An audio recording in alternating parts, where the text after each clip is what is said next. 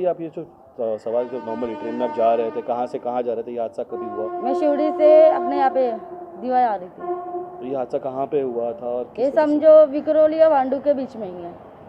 तो उस वक्त क्या हो गया था? एक तरीके से आपका हाथ छूटते हुए देखा, अचानक से ट्रेन सामने आपको दिखा नहीं, आप समझ नहीं पाए, क्या हादसा हुआ था ये पूरा? जैसे समझो मैं हाथ ये कर रही थी, कपड़े ऊपर की हाँ। हाथ का, हाँ फिर झटकने लगी, हाँ। वैसे ट्रेन आ गई। ओके। मैंने देखी नहीं, हाँ।